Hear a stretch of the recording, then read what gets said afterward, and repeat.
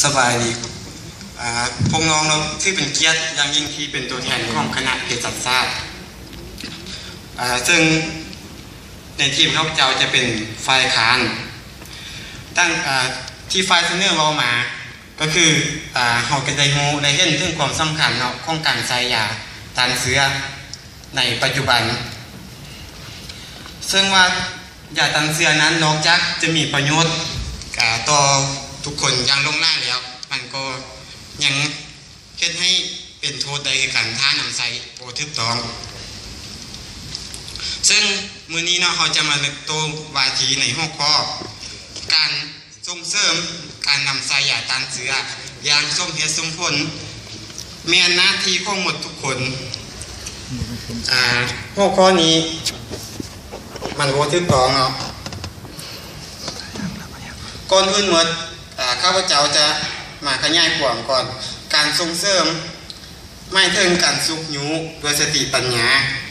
เพื่อให้เวียกงานนั้นดำเนินไปได้ดีขึ้นและก่อนที่จะส่งเสริมใดผู้คนนั้นต้องมีความรู้ความเข้าใจในด้านวิชาเฉพาะที่จะส่งเสริมคำว่าสมเหตุสมผลแมนมีเหตุผลพอสมควรใส่บ่ยาตัวนั้นตัวอย่างเช่นมีคนเจ็บสุกเซิร์นมาติดเชื้อบ่แม่นว่าเราต้องรอท้าคนปวดว่าเชื้อตัวนั้นเหมาะเป็นตัวใดและจะใช้ยาตัวใดเราต้องใช้วิจารณญาณของท่านหมอเนาะให้ศึกยาต้านเชื้อไปก่อนเพื่อกอบกู้เอาชีวิตของคนเจ็บซึ่งว่าหน้าที่การส่งเสริมนั้นมันบ่เป็นหน้าที่ของหมดทุกคน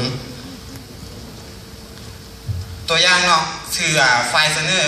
ทุกหน่วยงานมันก็ต้องมีการแบ่งหน้าที่ซึ่งกันและกันตัวอย่างฝ่ายเสนอทั้ง4ท่านเนาะท่านก็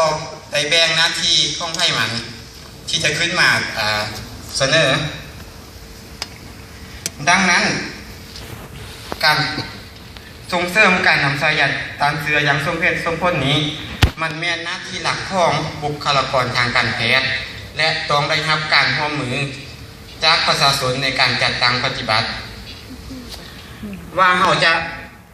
ซึ่งเราเป็นตัวแทนของบุคลากรทางการแพทย์เนาะเราจะมีวิธีแนวใดเพื่อที่จะให้ประชาชนนั้นปฏิบัติตามคำแนะนำของพวกเราและประชาชนนั้นจะใส่ยาอย่างสมเหตุสมผลได้จังได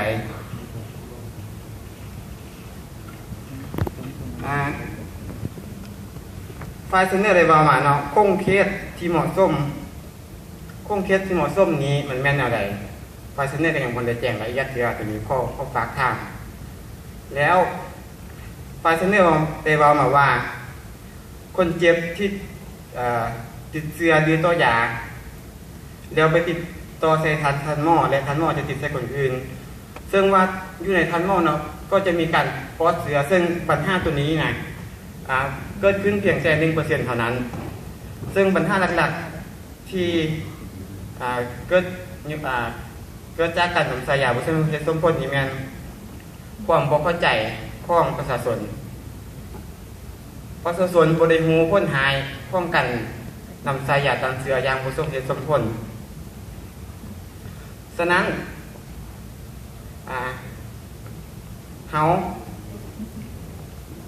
ต้องได้